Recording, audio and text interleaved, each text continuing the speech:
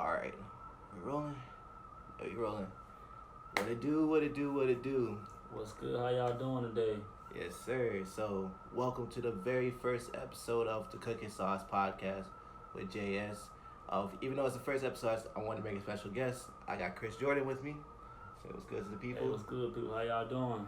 So, since it's the first episode, let me just explain the history of all this. So, Cookin Sauce was a little series I had on my Instagram page, about 3 episodes, and it was just like a run through of how I made my beats and stuff. But since I'm starting this YouTube channel up again, I wanted to have something more expansive, So I came up with the idea to kind of just have a beats and chill type of thing, So, the way this podcast is gonna work, I'm gonna have some stuff to talk about in the intro, some certain topics I want to talk about, stuff that piqued my interest, stuff like that. And at the end, we're gonna have a little word of motivation. But other than that, we just chilling. We just chilling, man. You know what I'm saying? We just out here kicking flavor. So with that being said, actually, there's 2 things I want to do before we get into the session. First things first, I'm gonna do a thing called I See You, fam. It's just quick shout outs, quick note. All these people, these are their Instagram pages. So if you want to follow these people, just go ahead and follow them on Instagram. The first person I have is Sen-Sey. He's an artist I've been working with for the past few weeks. We got an EP coming out. If you like versatility, if you like someone that just can do one thing and do another thing, Sen-Sey is definitely that guy. And I would definitely encourage you to check him out. So if you want to follow him on Instagram, if you want to check out his music, you can go to @Sey _the_THA_humble. Again, that's Say the humble, but the with a THA. Second person, another rapper, is Avey Carter. Avey Carter's a close friend of mine. I grew up with him since high school. We've been making music together, and he's someone that's really passionate about his craft. He's not the type of person to just make a song just to make a song. No, if he's making it, it's 100% and it's art. And if you're someone that really appreciates art, if you like music as a craft, as an art, definitely someone you want to listen to, definitely someone you want to put on your playlist. So if you want to follow him or you want to check out his music, you can follow him at Avey1998. That's Avey, AVEY 1998. And that's it for the I See You Fam segment. And one more thing before we get into the actual session. I just have a scripture to read real quick that's gonna lead to what we're going to be talking towards the end of the podcast. Today's scripture is coming out of 1 Corinthians 15:58. And the word is, "Therefore, my dear brothers and sisters, stand firm. Let nothing move you. Always give yourselves fully to the work of the Lord, because you know that your labor in the Lord is not in vain." I like Amen. that. Amen. I like that. I like it. So, give me 1 second, guys. Gotta wait for the computer to load up real quick. 3, 2, 1. And we're going to be transitioning right now. So, in this editing later on somewhere, the screen's going to be popped up. So, yeah. So, as far as what we got going on today, since this is the first episode, I didn't want to do something from scratch. I wanted to just kind of have a template already. So, this is the loop we're going to be having. I don't even know where the session came from, to be honest. It's just something I cooked up a few weeks ago. I don't remember it, so it's kind of new to me too. So this is how it sounds right now. Oops, excuse me. Hold up. So, kind of like a spacious vibe. And it's probably gonna be on some trap stuff most likely. But we just gonna see where it goes. And since I have a special guest today, I'm gonna be introducing the topics, but I'm gonna let Chris do a lot of talking, especially for the first thing we're talking about. So last Sunday, pretty big event. Oh, definitely, man. Super Bowl 2020, 49ers versus the Chiefs. Oh yeah, a big one, man. It was a great game. I really enjoyed the game from a fan. Watching it, it was very fun for me. I seen both sides of it. I think the 49ers blew it at the same time, because when you were at 20-10 in the fourth quarter with 7 minutes left, you have to win that game. I feel that. You can't allow the Chiefs to come back and win that game. While you're talking, I'm going to go ahead and get started. Yeah, you can keep going. I'm just Definitely. Because, Pat Mahomes, he was a great quarterback, but I believe Pat Mahomes, he struggled the first 3 quarters and a half. It's just he didn't erupt until the fourth quarter, the last 7 minutes. He was clutch though when he was needed to be great. He was great. He came through for his team in the fourth quarter, and Pat Mahomes doing what he always does. He always comebacks and makes something happen. So that's something with greatness. It's greatness to Pat Mahomes. And shout out to Tyreek Hill. Shout out to Travis Kelce. They played a great game. The Chiefs are well deserved. They're champs 2020. But Kyle Shanahan, you blew 2 Super Bowls. 2 Super Bowls versus the Patriots and the Chiefs. You're up 28-3. You have to win that game versus the Patriots.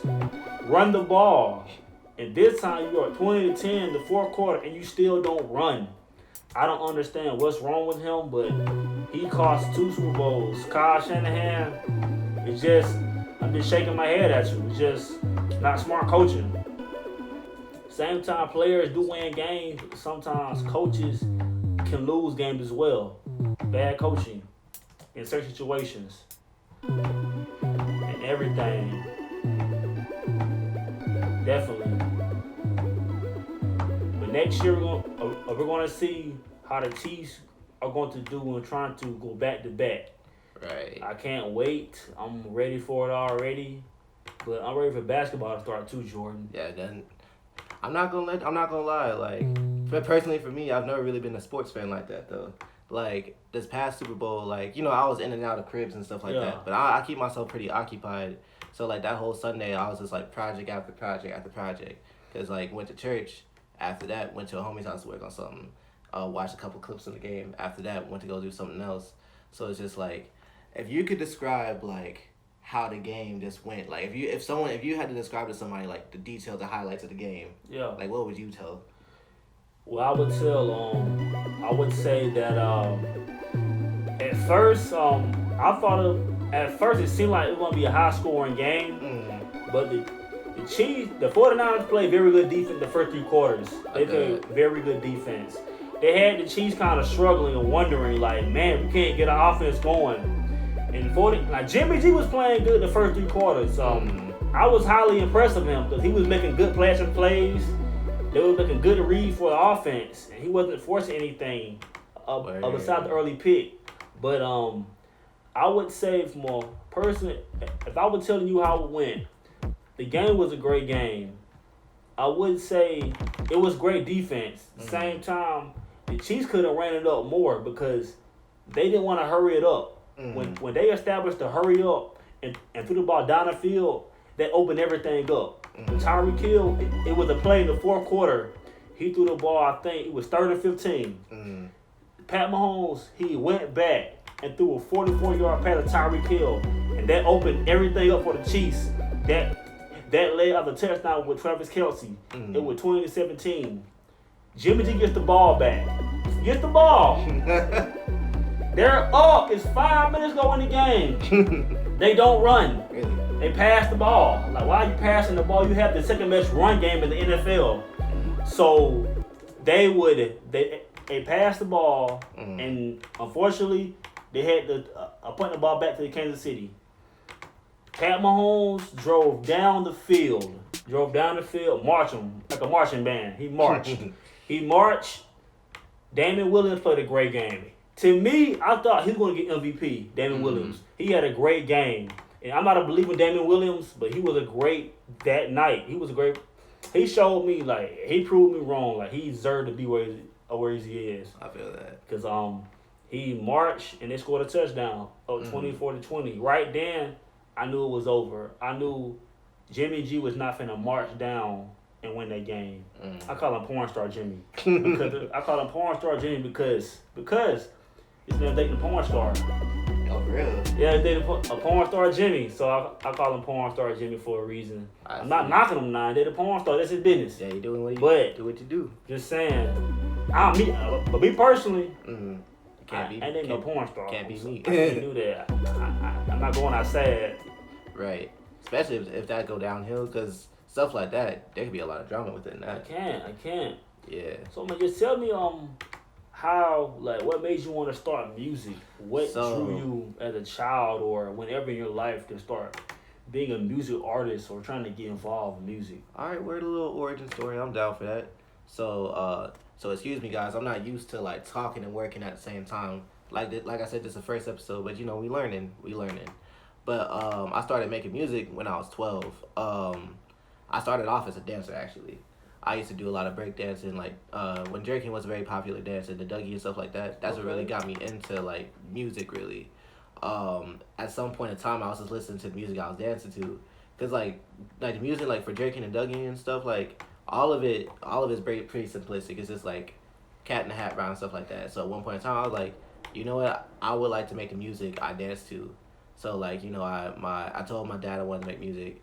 You know how black parents can be. They really like you can't be no artist. But he was like, through convincing of other people, eventually he broke. He got me the equipment and stuff. It was like a little $30 mic from Target, and it was like it's just like a plug-in mic to the laptop. I was borrowing my mom's laptop, and I just started making music. And then at some point in time, I was going through a lot as a middle schooler, like a lot of emotional stuff. And it wouldn't have been as bad if I felt like if I had someone to talk to. Yeah. But at that point in time, I felt like I had no one to go to, because the way my dad was, it's not his fault. It's more of a thing like, he's a product of his environment, and in his environment, there was no one to give him like emotional support. Yeah, I feel it's like he grew up in an environment where you had to show your your manliness, masculinity. Right. You couldn't.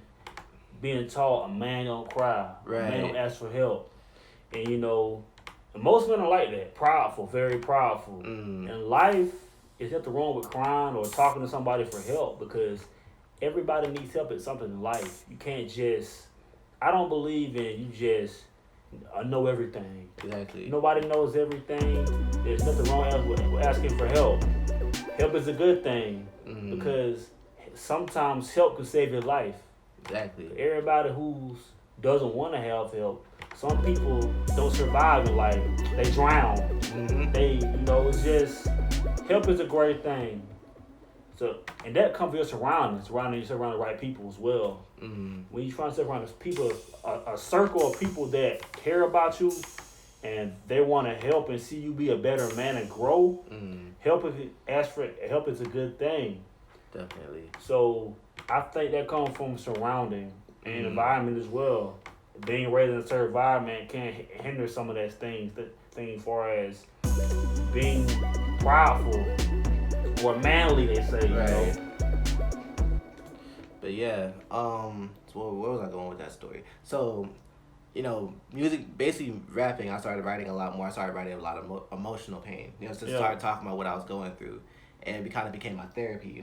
And this is before I really started pursuing God and stuff like that. Yeah. So this was my coping mechanism back when I really thought like I was by myself type of thing. Yeah. So after a while, I was working on my craft like day in day out, staying up like 4 a.m. like sneaking, staying up early just so I could work on music. For sure. Because I was definitely not one of those people that's like breaking rules in order to like live life, to live party and stuff. Like I was breaking rules to work. That was my bedtime's like at 11. I'm staying up 4 a.m., 5 a.m. working on music, making beats. Crowd. So eventually, I started finding outlets to make money off it, and I started to find outlets to basically start connecting with people.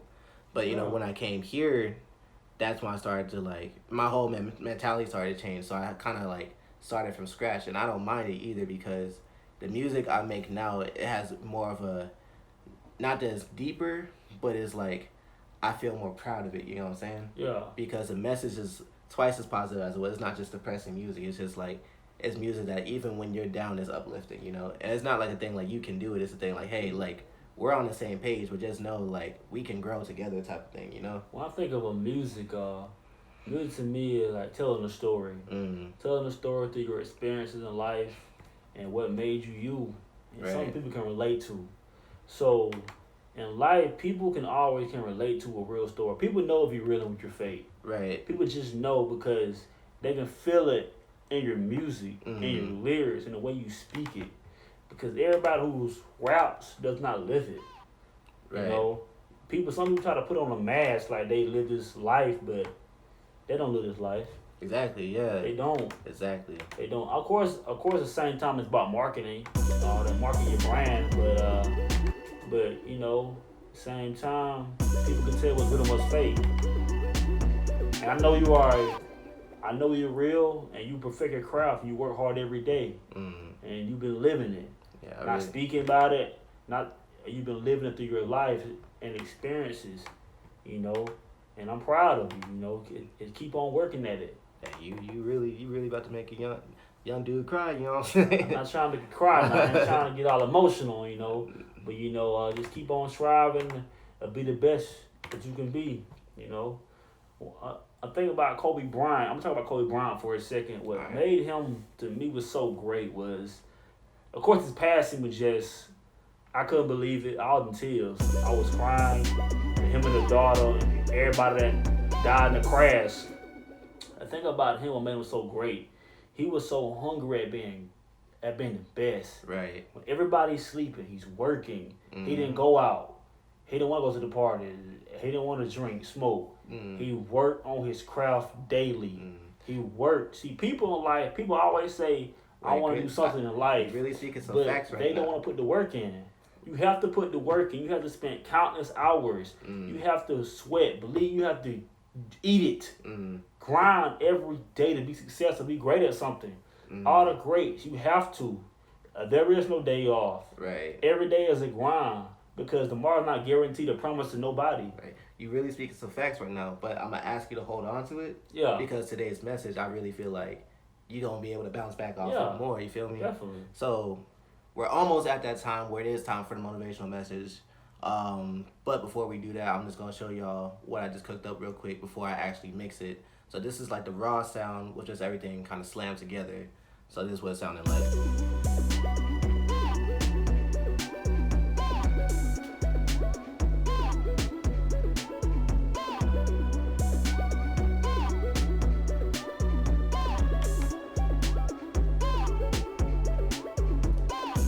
So yeah, that's what we got right now. We're gonna be cleaning it up, but while I clean it up, I'm gonna take a break real quick from this to really get into today's motivational word. And today's topic is working with who you are right now. So I feel like all of us have been surrounded by people that have dreams, that have ambitions, but we hear the same stuff all the time. It's just like, dang, I want to do this, but I don't got the money to do so. Or like, yeah, I really want to do this, but I don't got the equipment to do so. Or like, yeah, I want to do this, but just mentally I'm not there right now. And I just want to talk about it and tell y'all, like, if you have a goal in mind, the goal starts today. The work starts today. And what I mean by that is, like, there's always something you can be doing to work towards your goal. Like I said in my little origin story, I started off with a $30 mic. It was trash. That's what I had. I was working off my mom's laptop. And, her laptop's not even built to make music. My laptop right now is not built to make music. But I'm still working with what I have. I have 3 different applications going on right now. I have a music program. I got a recording program going on. I'm recording this on my phone. But that's not stopping me from pursuing this podcast. It's not stopping me from making videos for this channel. That's not stopping me from making music videos to put it on the channel. And it's just like, even Chris right now. Chris has a podcast going on right now called Shut Up and Listen, right? Shut Up and Listen. Right now, he's on Instagram right now. He's working on building his platform. But, a lot of people would be like, I can't put it out until I have everything set up. But he said, nah, he's working with what he has right now because the dream starts now. And it's just whatever that dream is, whether that's something like I want to write poems, whether that's I want to make music, whether that's I'm looking for a job, even if you don't have your account set up to like send your application and stuff, you still can work on the resume. You can still work on speech, like how you're going to be in the interviews and stuff like that. And, the reason why I told you to pause earlier, because I feel like the story about you were talking about Kobe and stuff, I really felt like it was really hitting home because, Kobe was a person that no matter what his situations were, no matter if he was injured, no matter if he had a family, no matter if he had kids, he found a way to do everything he needed to do. I was listening to something, basically it was his reason why he even flew helicopters to begin with. He still wanted to be a family man, he still wanted to be a father to his kids, but he couldn't risk, giving up his training and stuff to still be the best player. So what did he do? He tried his best to find an alternative. that was flying place to place, so that way he could still be with his kids, and that's way he could still be the athlete we knew him as today. So, I'm going to bounce this back to you, because like I said, you were speaking some facts. I feel like right now is the time to really get into it. You're right. Well, I appreciate that. Well, what you said was very true. Thing about Kobe, man, he was a dog. He didn't do what everybody else did. He was just that rare athlete that comes once every 20, 25 years. Mm-hmm. He was his work ethic, the way he thought, the way he thought about everything. He wanted to be great at everything. He wanted to be great at this. In life, you have to accomplish something and be great at something. You have to be different and put the work in. Sometimes being different is not having many friends, because people say you're weird or nah, he ain't nobody, man, because you're different. Everybody's not different. Everybody in life doesn't have the same calling as you. In life, you have to have a calling. Kobe Bryant knew his calling. It's so many people in this world, they're searching for their calling because they don't know it, because they don't know their identity, who they are. You have to know who you are and discover your purpose on earth. Well, find your purpose on earth, what you're good at. Kobe Bryant knew his purpose on earth at a very young age. He knew he was called to play in the NBA because he had the work ethic, he had the skills, the talent, and he put the time in. Everybody doesn't put the time in. You have to put the time in everything you do in life. Whatever you want to do, there's a singer, rapper, dancer, a professional athlete, sports, a personality, a doctor, nurse, whatever you want to do in life, you have to put the time in.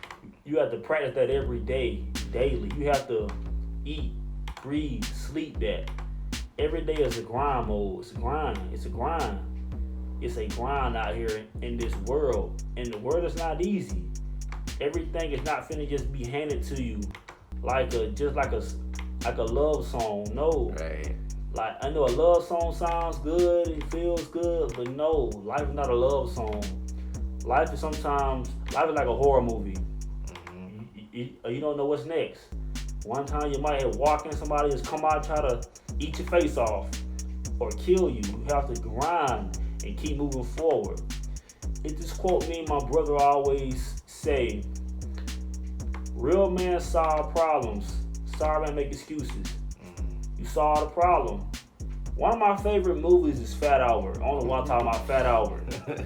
The reason why I like it because it's the storyline. Because I forgot the girl named Colin Pratt, but she played Doris. Doris didn't believe in herself. Doris was very, very, I forgot the word. Wait, so insecure. You talking about the live Fat Albert, right? Like the movie Fat Albert. Yeah. Okay. Doris was very insecure. She didn't believe in herself. She always let people try to talk down on her. But Fat Albert, he was fat, but he believed himself. He believed in him. Right. I say that because in life, sometimes you may not, as far as your outer appearance may look fat and ugly, but your inner appearance, but your drive, your heart, your dedication, and you being happy with you, and you're not, don't care what people say about you, that means a lot. Because some people care about what people say about them. Growing up, I used to care about what folks said about me. I would let people talk about me and it always got me down.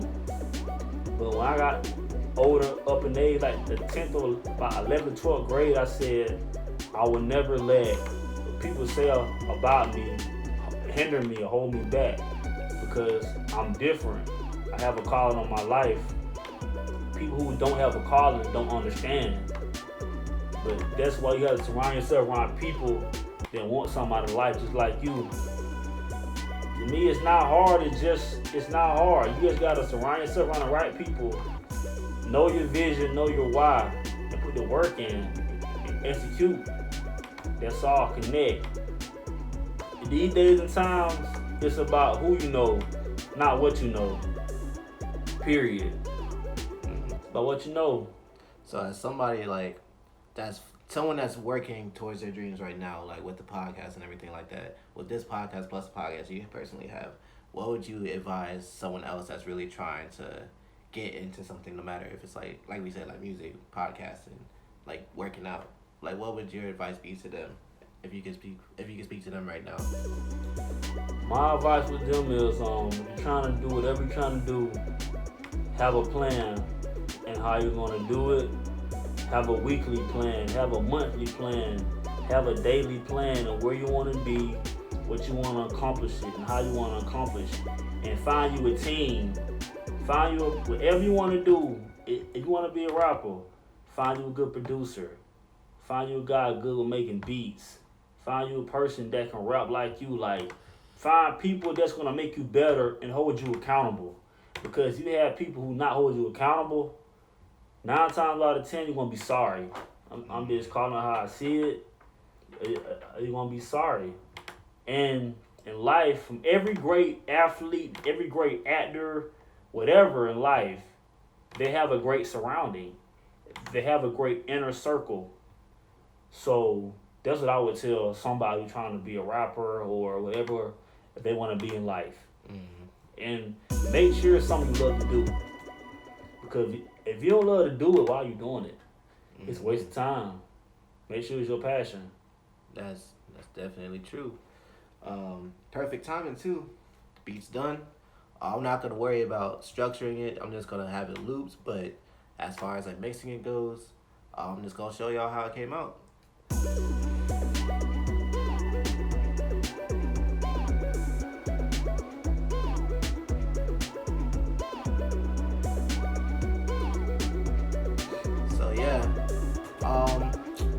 I think I came out as a pretty good first episode. What you think? I like it. I would definitely want to come back in the future. Whenever you want to call me, have me on the show. I would love to be on the show, man. Definitely. I appreciate the invite. Of course. I was a little late, but I'm sorry. But hey, I came. Hey, it got done. That's all that matters. I came. So I appreciate everyone that took the time to really check this out.